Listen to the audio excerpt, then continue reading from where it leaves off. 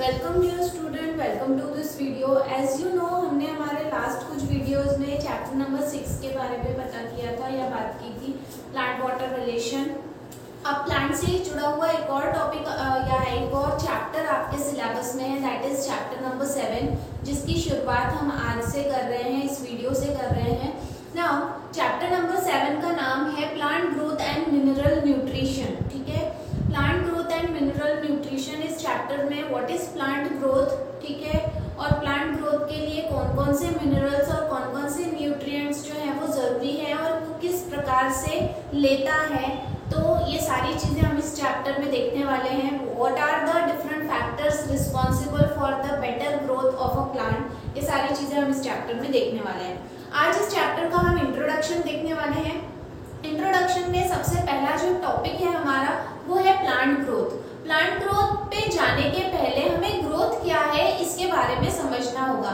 जैसे कि हमें पता है कि एक लिविंग ऑर्गेनिज्म के जितने भी कैरेक्टरिस्टिक फीचर्स हैं, कैरेक्टरिस्टिक फीचर्स मतलब आइडेंटिफाइंग फीचर्स हैं, इनमें से एक बहुत ही इंपॉर्टेंट फैक्टर है, वो है ग्रोथ। ठीक है, तो इसीलिए पहला पॉइंट दिया हुआ है कि it is a characteristic feature of living organism, जो कहीं ना कहीं ये बताता है कि प्लांट में अगर ग्रोथ हो रही है तो प्लांट भी एक लिविंग ऑर्गेनिज्म है। ठीक है, देन इसके बाद में अगर हम ग्रोथ की स्टडी करें तो ग्रोथ के दो एस्पेक्ट्स हैं। ग्रोथ ये फिनोमेना के दो एस्पेक्ट्स हैं, एक है क्वालिटेटिव और दूसरा है क्वांटिटेटिव, मतलब क्वालिटी एंड क्वांटिटी। ठीक है, तो सबसे पहले हम ये दोनों के बारे में डिस्कस करेंगे। सबसे पहले देखो क्वांटिटेटिव। क्वांटिटेटिव मतलब ग्रोथ क्वांटिटी से क्यों जुड़ा हुआ है, क्योंकि ग्रोथ का मतलब होता है इंक्रीज इन साइज, शेप, या फिर हम बोल सकते हैं कि जो भी लेंथ है ये सब बढ़ रहा है। ग्रोथ मतलब क्या, बढ़ना, तो क्वांटिटी ऑब्वियसली बढ़ेगी। ठीक है, तो इसीलिए कहा है कि क्वांटिटी या एस्पेक्ट जो है वो बात करता है इंक्रीज इन द लेंथ, मतलब लेंथ बढ़ रही है, साइज बढ़ रहा है, वॉल्यूम बढ़ रहा है, बॉडी मास बढ़ रहा है, या फिर ड्राई वेट बढ़ रहा है, या फिर नंबर ऑफ सेल्स बढ़ रहे हैं। जो भी है उनकी क्वांटिटी क्या हो रही है, बढ़ रही है, और इसी को हम क्या कहेंगे, क्वांटिटेटिव एस्पेक्ट ऑफ ग्रोथ। ठीक है, मतलब ग्रोथ से जुड़ी हुई क्वांटिटी भी है, क्वांटिटी बढ़ती है। ठीक है, whether it may be number of cell, whether it may be size. ठीक है, देन दूसरा जो एस्पेक्ट है, अच्छा यहाँ पे क्वांटिटेटिव से ही जुड़ा हुआ देखो कि growth as quantitative change is a final end product, मतलब ग्रोथ जो है इसमें आपको क्वांटिटी जो दिख रही है वो फाइनल एंड प्रोडक्ट जो तैयार हो रहा है, that is because of the process of metabolism. Metabolism की प्रोसेस की वजह से ही लेंथ बढ़ता है, साइज बढ़ता है, क्योंकि growth is related to metabolism. ठीक है, देन दूसरा जो एस्पेक्ट है that is qualitative. Qualitative aspect जो है ये एस्पेक्ट क्वालिटी चेंज होना, तो ऑब्वियसली अगर जो भी सेल है या फिर क्या कहेंगे हम उसको, जो स्ट्रक्चर है उसके नेचर में बदलाव होता है, whether it may be related to development, whether it may be relation with differentiation of number of cells, ये जो भी कुछ है इनकी क्वालिटी चेंज हो रही है क्योंकि इनमें फर्क आ रहा है, इनके नेचर में चेंज आ रहा है, उसी को क्या कहेंगे हम, qualitative aspect. So that means what, कि growth no doubt it is the characteristic feature of a living organism, लेकिन ये दो बड़े एस्पेक्ट से जुड़ा हुआ है। मतलब ग्रोथ को हम ये दोनों चीजों के थ्रू एक्सप्लेन कर सकते हैं कि अगर क्वांटिटी बढ़ती है या क्वालिटी बढ़ती है तो उसे हम क्या कहेंगे, ग्रोथ कहेंगे। और इसीलिए एक पर्टिकुलर डेफिनेशन जो है वो ग्रोथ की देखेंगे, permanent irreversible increase in the bulk of an organism accompanied by the change of form, मतलब ना सिर्फ साइज में बढ़ना या फिर ना सिर्फ जो है वो क्वांटिटी में बढ़ना, बल्कि क्वालिटी भी वहां पर चेंज हो रही है, उसे कहा जाता है ग्रोथ। ये एक परमानेंट प्रोसेस है, आप बड़े हो गए हो और दोबारा से छोटे नहीं हो सकते। एक बार जो आपकी बॉडी ग्रोथ हुई है उसे आप मतलब रिवर्स नहीं कर सकते, तो इसीलिए ये परमानेंट भी है और इरिवर्सिबल चेंज भी है। ठीक है, साथ ही साथ जो भी बल्क है, बल्क मतलब जो भी ऑर्गेनिज्म का साइज है वो बढ़ रहा है, इज अकम्पनीड, उसके साथ ही साथ जो भी फॉर्म है वो भी क्या हो रहा है, चेंज हो रहा है। आप बचपन में जैसे दिखते थे या बचपन में जो आपकी एक्टिविटीज थी वो अभी नहीं है, क्यों, क्योंकि उसमें बदलाव आया है, उसमें क्वालिटी चेंज आया है, तो इसीलिए ग्रोथ जो है ये दोनों एस्पेक्ट के थ्रू एक्सप्लेन किया गया है, ठीक है। देन ये है प्लांट ग्रोथ। उसके बाद में plant growth in multi cellular organism. अगर हम दोनों की बात करें unicellular plant and multi cellular plant, तो मल्टी सेल्यूलर प्लांट जिन्हें हम वैस्कुलर प्लांट कहते हैं, जिनमें जाइलम और फ्लोएम दोनों प्रेजेंट होते हैं, ऐसे जो प्लांट है इनमें जो प्लांट ग्रोथ है इसे डिफाइन किया गया है as indeterminate and indefinite. Indeterminate and indefinite मतलब क्या? इनडिटरमिनेट मतलब पहले से ही ये डिटरमाइन नहीं होता कि कौन सा सेल क्या बनाएगा, ठीक है। और उसके बाद में इनडेफिनाइट। इनडेफिनाइट मतलब ये ग्रोथ लगातार चलते रहती है through out the life of a plant. जितना प्लांट की लाइफ रहेगी प्लांट की ग्रोथ रुकती नहीं है, ठीक है। While in case of unicellular plants, unicellular plant में जो भी ग्रोथ होती है ये ग्रोथ डेफिनाइट होती है, ठीक है, डिटरमाइंड होती है कि कितना बढ़ना है उस प्लांट बॉडी को, कितना ग्रोथ होना है उस प्लांट का, ठीक है। देन अब ग्रोथ की अगर हम बात कर रहे हैं तो यहाँ पे सबसे इम्पोर्टेंट फैक्टर या सबसे इम्पोर्टेंट ग्रुप ऑफ सेल्स के बारे में बात करना बहुत ज्यादा जरूरी है, और वो है मेरिस्टेम। सबसे पहले मेरिस्टेम क्या है? Meristem is nothing but it is the group of cell which are in the continuous phase of cell division। Meristem वो ग्रुप ऑफ सेल्स है जो कंटिन्यूअसली डिवीजन के फेज में होते हैं, ठीक है। मतलब वहाँ जो भी मेरिस्टेम्स हैं वो हमेशा क्या हो रहे हैं? डिवाइड हो रहे हैं, जिसकी वजह से न्यू सेल्स ऐड हो रहे हैं ना। मेरिस्टेमेटिक टिश्यूज या मेरिस्टेमेटिक सेल्स जो है वो अलग अलग पोजीशन पे प्लांट में प्रेजेंट होते हैं, सो दैट प्लांट की सब तरफ से अलग अलग प्रकार से ग्रोथ हो सके, ठीक है। So on the basis of the location of meristem, the meristem can be divided into three types। एक है apical meristem, दूसरा है intercalary meristem और तीसरा है lateral meristem। With the help of diagram we are going to understand कि what is apical meristem, what is intercalary and what is lateral meristem, ठीक है। Now if suppose this is a plant, ये plant का apex है, apex मतलब tip है, ठीक है। And these are the nodes, nodal regions है, ठीक है ना। यहाँ पर सबसे पहले जो भी टिप होती है, whether it may be the tip of root और शूट, ठीक है, जो भी टिप होती है उसे अपेक्स या फिर अपाइकल कहा जाता है। तो यहाँ पे जो भी मेरिस्टेम के ग्रुप ऑफ सेल्स रहेंगे they will be called as apical meristem. उसे क्या कहा जाएगा? अपाइकल मेरिस्टेम कहा जाएगा। वहीं जो भी नोडल रीजन्स हैं, ठीक है, नोड के नीचे जो मेरिस्टेम प्रेजेंट रहेंगे, ठीक है, जो भी नोडल रीजन है उसके नीचे में जो भी मेरिस्टेम प्रेजेंट रहेंगे, ग्रुप ऑफ सेल्स प्रेजेंट रहेंगे, उन्हें कहा जाएगा इंटर कैलरी मेरिस्टेम, ठीक है ना। उसके बाद में पहले लोकेशन के बारे में बात करते हैं, फिर उनके फंक्शन के बारे में बात करेंगे। उसके बाद में जो भी यहाँ साइड में प्रेजेंट रहते हैं, ठीक है, जो भी साइड में प्रेजेंट रहते हैं they are called as lateral meristem, ठीक है ना। अब इनके फंक्शंस के बारे में बात करते हैं। सबसे पहला है apical meristem. Apical meristem as it is present at the tip, so it is responsible for the growth of length या फिर height of a plant। जो भी टिप पे प्रेजेंट रहता है उसे हम अपाइकल मेरिस्टेम कह रहे हैं, और ये अपाइकल मेरिस्टेम प्लांट के सीधे सीधे या उसकी हाइट बढ़ाने के लिए रिस्पॉन्सिबल है, ठीक है। मतलब जो भी उसका क्या रहेगा, वर्टिकल ग्रोथ रहेगी इन अपवर्ड डायरेक्शन, उसके लिए अपाइकल मेरिस्टेम रिस्पॉन्सिबल होता है, और रूट अपाइकल मेरिस्टेम के लिए वो नीचे की तरफ ग्रोथ होती है, ठीक है। इसके बाद में जो दूसरा है intercalary meristem. Intercalary meristem is present between two nodes, ठीक है। इंटरनोडल रीजन में ये प्रेजेंट रहता है, और इंटरनोडल रीजन में जब ये प्रेजेंट रहता है तो यहाँ पे जो भी ये नए सेल्स ऐड करेगा, जिसकी वजह से जो दो नोड्स हैं, दीज आर द नोड्स, तो यहाँ पे वो क्या कर रहा है, न्यू सेल्स ऐड कर रहा है, जिसकी वजह से इंटरनोडल रीजन क्या हो जाएगा, इंक्रीज होगा। मतलब इंटरनोडल रीजन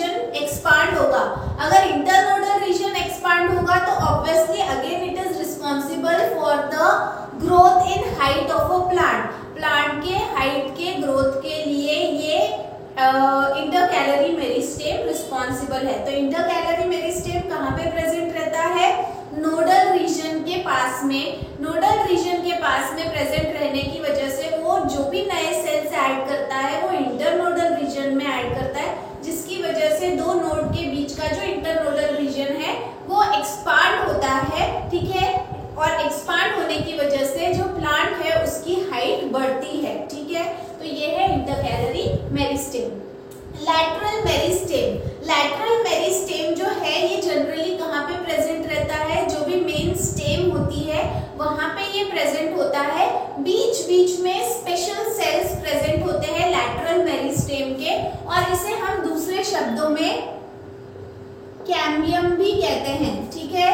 कैम्बियम आर दो special cells which has got capacity to add new xylem and phloem. Cambium जो है वह रिंग शेप में प्रेजेंट रहता है या रिंग फॉर्म में प्रेजेंट रहता है इन अ स्टेम, ठीक है। ये स्पेशलाइज्ड सेल्स होते हैं जो लैटरली मतलब दोनों साइड में, राइट साइड में, लेफ्ट साइड में, दोनों साइड में मतलब बाहर की तरफ भी और अंदर की तरफ भी वो लैटरली न्यू सेल्स ऐड करते हैं which is responsible for the increase in the width और girth of a plant। जो भी आपने देखा होगा कि कभी भी आप कोई सीड सो करते हो, उसमें से जब पहले प्लांट निकलता है तो उसकी स्टेम बहुत ही पतली होती है, लेकिन जैसे जैसे वो पेड़ बढ़ते चला जाता है उसकी हाइट बढ़ते जाती है, उसका जो पेड़ का तना है, जो उसकी मेन स्टेम है, वो धीरे धीरे मोटी होती चली जाती है। वो मोटी क्यों हो रही है? वो मोटी इसीलिए हो रही है क्योंकि वहां पे सेकेंडरी ग्रोथ हो रही है, और सेकेंडरी ग्रोथ का मतलब होता है जब प्लांट बढ़ते चला जाता है तो नए जाइलम और नए फ्लोएम जब अंदर और बाहर की तरफ ऐड होते हैं, जिसकी वजह से इट रिक्वायर मोर स्पेस, और उसकी वजह से जो पेड़ का तना है वो मोटा होते चला जाता है। द विड्थ और the girth of a plant increases, and ये जो भी ऐड करने का काम कर रहा है, ये जो भी ग्रुप ऑफ सेल्स है जो नए जाइलम और नए फ्लोएम अंदर और बाहर दोनों की तरफ न्यू सेल्स ऐड करने के काम कर रहे हैं, वो लैटरल मेरिस्टेम का हिस्सा है, and specially we call it as cambium. तो cambium is responsible to add secondary vascular, क्या बोल सकते हैं हम उसको, वेस्कुलर सेल्स या फिर vascular system in a plant which is resulting in the increase of width और girth of a plant। तो इस तरह से मेरिस्टेमेटिक टिश्यू, सबसे पहले ये याद रखेंगे मेरिस्टेमेटिक सेल्स मतलब क्या? वो सेल जो हमेशा डिवीजन करते हैं उन्हें मेरिस्टेमेटिक सेल्स कहा जाता है। मेरिस्टेमेटिक सेल्स जो है वो प्लांट में अलग अलग पोजीशन पे पाए जाते हैं, 3 पोजीशन पे ये पाए जाते हैं, और उन पोजीशन के बेसिस पे उन्हें 3 कैटेगरी में डिवाइड किया गया है। पहला जो टिप पे पाया जाता है उसे अपाइकल मेरिस्टेम कहा जाता है, जो प्लांट के हाइट के ग्रोथ के लिए रिस्पॉन्सिबल है, ठीक है। अपाइकल मेरिस्टेम आपको दोनों जगह दिखाई देंगे, शूट टिप पे भी और रूट टिप पे भी। दूसरा है intercalary meristem. Intercalary meristem is present near the nodal region which is responsible for the increase in the internodal region। वो नए सेल्स ऐड करते हैं जिसकी वजह से दो नोड के बीच का डिस्टेंस बढ़ जाता है, and again it is responsible for the increase in the height of a plant, ठीक है।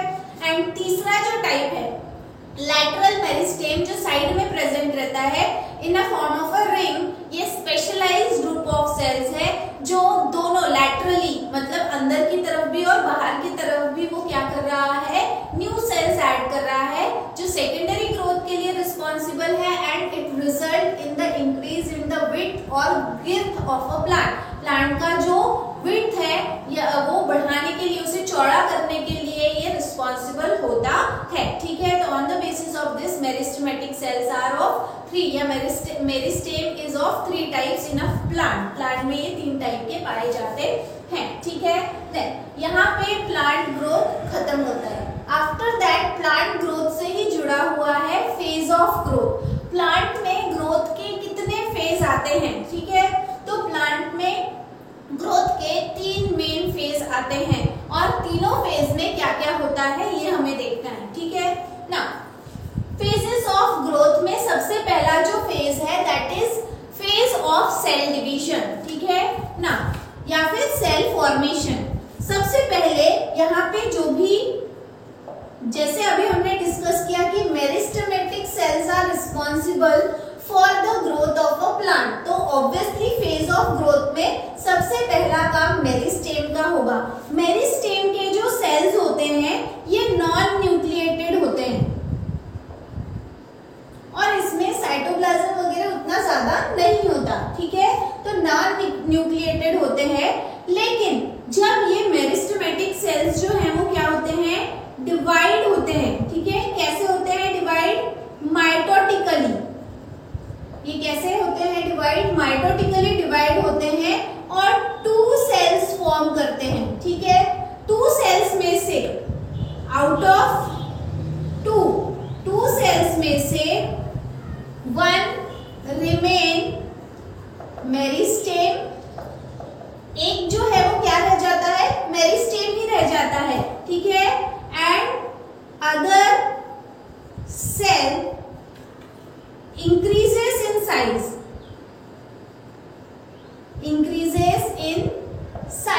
ठीक है। वो साइज में इंक्रीज होता है, प्लस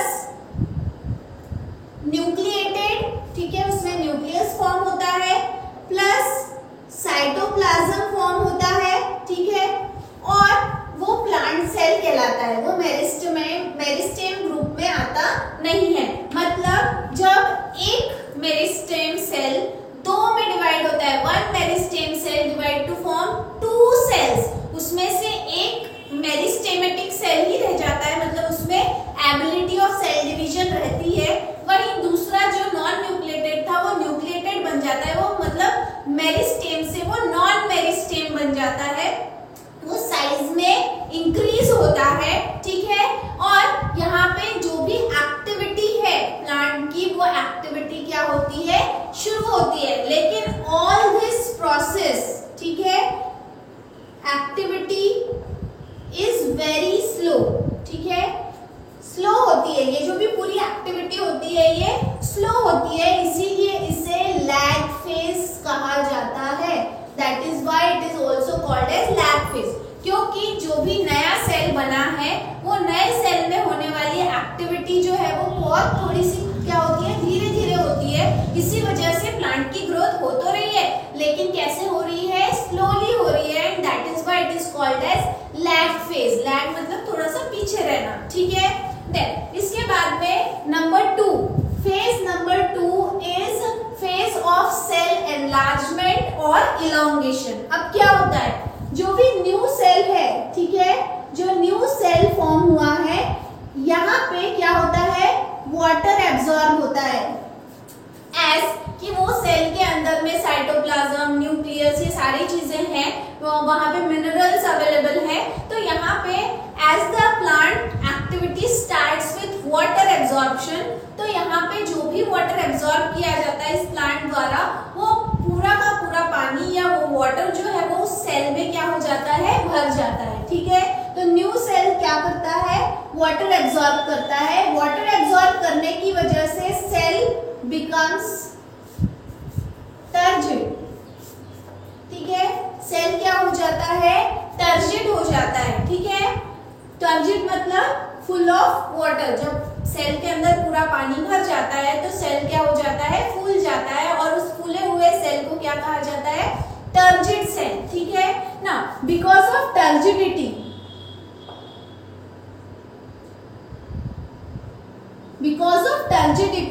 जो भी सेल है उसका साइज क्या होने लगता है?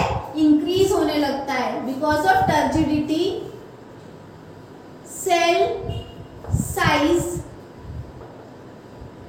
इंक्रीजेस, और उसी को हम क्या कहते हैं? इलॉन्गेशन।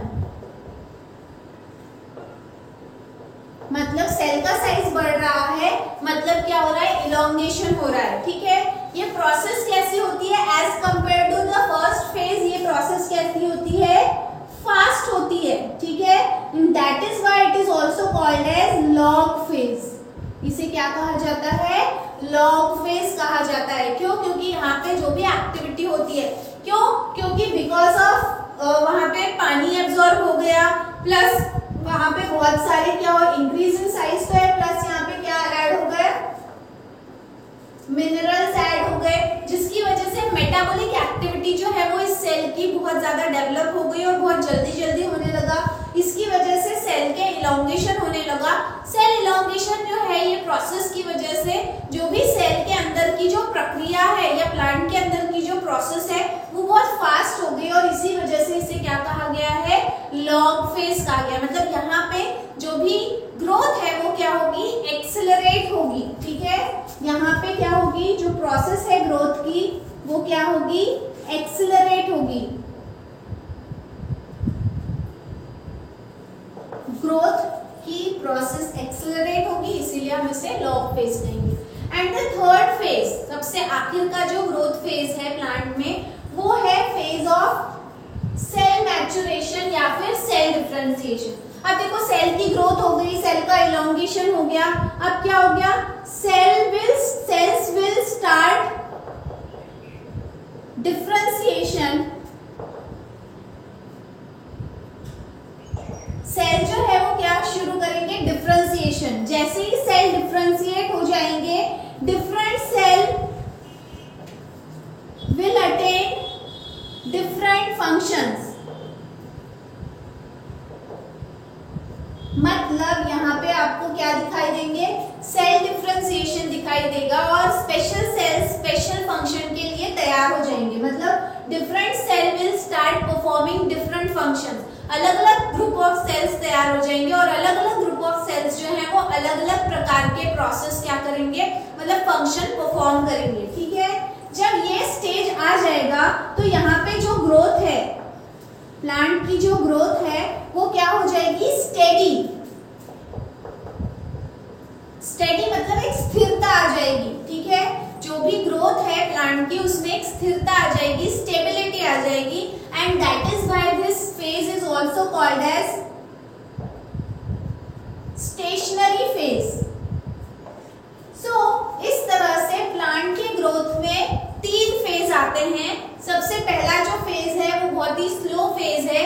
इस स्लो फेज में क्या हो रहा है, सिर्फ सेल डिवीजन हो रहा है या फिर फॉर्मेशन ऑफ न्यू सेल्स हो रहा है। जो भी नए सेल फॉर्म हो रहे हैं वो पहले अपनी क्षमता बढ़ा रहे हैं बाय एडिंग वाटर, मिनरल, ये सारी चीजें कर रहे हैं, जिसकी वजह से ये प्रक्रिया पहले क्या होगी, थोड़ी सी स्लो होगी, इसीलिए उसे लैग फेज कहा जाता है। दूसरी जो स्टेज है जिसमें सेल का इलोंगेशन अलॉन्ग विथ वाटर, जब प्लांट में जो सेल है उसमें टर्जिडिटी बढ़ जाती है जिसकी वजह से सेल्स इलोंगेट हो जाते हैं, उसमें मिनरल्स ऐड होने की वजह से मेटाबॉलिक एक्टिविटी बढ़ जाती है और ग्रोथ भी बढ़ जाती है। ऐसे समय में इस फेज को कहा जाता है क्या, लॉग फेज। क्यों, क्योंकि यहाँ पे ग्रोथ की प्रोसेस फास्ट हो जाती है। ठीक है, एंड लास्ट जो फेज है वो है phase of what, cell differentiation या फिर मैच्योरेशन, जिसमें जो भी सेल्स फॉर्म हुए हैं अब इसमें स्पेशलाइजेशन हो गया और नए ग्रुप ऑफ सेल्स जो हैं वो नई एक्टिविटी या नए फंक्शंस परफॉर्म करेंगे। मतलब now the labour work is divided to group of cells और उन्हें उस काम के लिए स्पेशलाइज कर दिया जाता है। ऐसे स्टेज में प्लांट ग्रोथ में एक स्थिरता आ जाती है, स्टेबिलिटी आ जाती है और इसीलिए इसे स्टेशनरी फेज कहा जाता है। इस तरह से प्लांट ग्रोथ में ये 3 मेन फेज हैं। ठीक है, इसके बाद में है कंडीशन फॉर ग्रोथ। प्लांट को ग्रो होने के लिए किन किन कंडीशंस की जरूरत होती है। ठीक है, तो सबसे पहला और सबसे महत्वपूर्ण factor which is responsible for plant growth is water. जैसे कि हमें पता है या हमने हमारे 6th चैप्टर में भी पढ़ा है कि प्लांट के ग्रोथ के लिए वाटर जो है वो बहुत ज्यादा जरूरी है, क्योंकि प्लांट जो है वो जब वाटर एब्जॉर्ब करता है, वाटर के साथ में वो बहुत सारे मिनरल्स भी एब्जॉर्ब करता है। ठीक है, तो पहला जो फैक्टर है वाटर। वाटर जो है ये प्लांट में प्राइमरी रिक्वायरमेंट है। प्राइमरी रिक्वायरमेंट इसीलिए है क्योंकि जो सेल होता है, सेल में ज्यादातर जो क्या बोलेंगे हम उसको, परसेंट है मटेरियल का, उसमें सबसे ज्यादा परसेंट होता है वाटर का। ठीक है, तो वाटर जो है वो सेल के अंदर कैसा अवेलेबल होता है, अबंडेंटली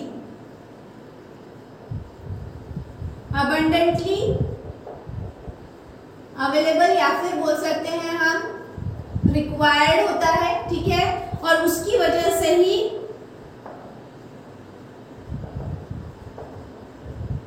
बायोकेमिकल एक्टिविटी होती है।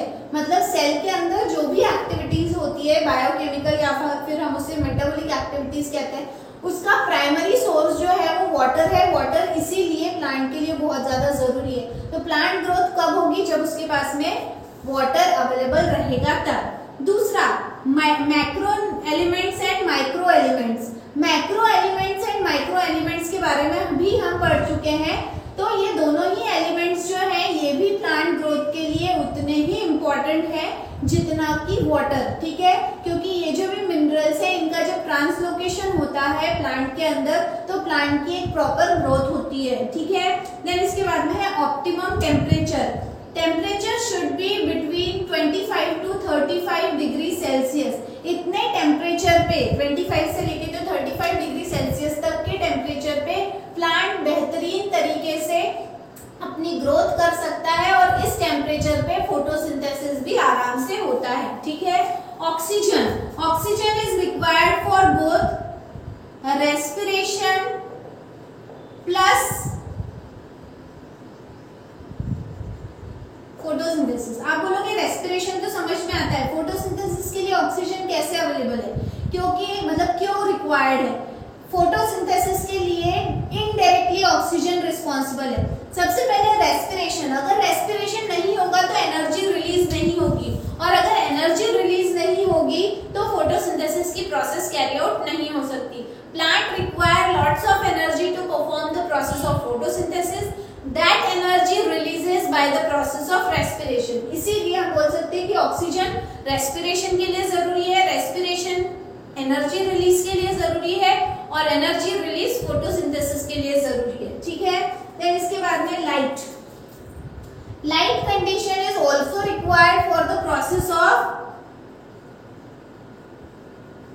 फोटोसिंथेसिस। जैसे कि हमें पता है कि वाटर, लाइट, कार्बन डाइऑक्साइड ये कुछ प्राइमरी रिक्वायरमेंट है फोटोसिंथेसिस के लिए। तो लाइट जो है, अगर फोटोसिंथेसिस करना है प्लांट को तो लाइट जरूरी है और अगर फोटोसिंथेसिस नहीं होगा तो प्लांट ग्रोथ भी नहीं होगी, ठीक है।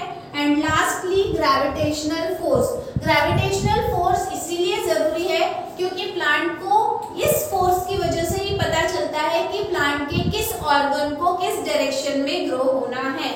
जैसे कि हम जो है वो पढ़ चुके हैं हमारे पिछले सिलेबस में कि जो भी रूट है it always grow towards the gravity, ठीक है। इसीलिए हम उसे क्या कहते हैं? That is positively geotropic. और जो भी स्टेम है वो ग्रेविटेशनल फोर्स के अपोजिट में ग्रो होती है तो इसीलिए उसे क्या कहा जाता है? It is negatively geotropic. तो इस तरह से ग्रेविटेशनल फोर्स जो है ये भी होना जरूरी है ताकि प्लांट को ये अंदाजा लग सके कि प्लांट के किस पार्ट को किस डायरेक्शन में ग्रो होना है, ठीक है। इसके बाद में ये सारी चीजों में हमने देखा कि हम बोल रहे हैं कि मल्टी सेलुलर जो वेस्कुलर प्लांट्स है इनका ग्रोथ इनडेफिनेट होता है, लेकिन क्या प्लांट के हर एक पार्ट का ग्रोथ इनडेफिनेट होता है? तो नहीं। जो भी लीफ, फ्लावर एंड फ्रूट ये कुछ ऐसे स्ट्रक्चर है प्लांट के जिनका ग्रोथ डेफिनेट होता है। लीफ का जितना साइज है वो उतना ही ग्रो होगा, फ्रूट का जितना साइज होना चाहिए वो उतना ही ग्रो होगा, फ्लावर का जितना शेप, साइज, स्ट्रक्चर है हर एक स्पीशीज के अकॉर्डिंग उतना ही वो ग्रो होता है। बाकी का जो अदर पार्ट ऑफ प्लांट है they have got indefinite growth, ठीक है। इसके अलावा अगर हम लैटरल और इंटरकैलरी मेरिस्टेम की बात करें तो इंटरकैलरी मेरिस्टेम में जो है वो कैपेसिटी होती है जो भी प्रीमोर्डियल लीफ बर्ड तैयार करने की एंड दूसरे बर्ड्स तैयार करने की which is responsible for the growth of flower.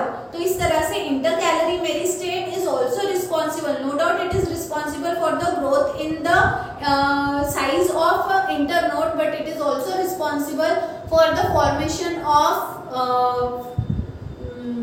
primordial buds which is responsible for the growth of leaf and flower. So in this way आज के इस वीडियो में हमने इस चैप्टर की शुरुआत की है। ये जो भी चैप्टर है इसका इंट्रोडक्शन इस वीडियो में हमने देखा है जहाँ पे हमने प्लांट ग्रोथ क्या होती है, उसके कौन कौन से एस्पेक्ट्स हैं, एक है क्वांटिटेटिव, दूसरा है क्वालिटेटिव। उसके बाद में व्हाट इज मेरिस्टेम, उसके बारे में हमने बात किया।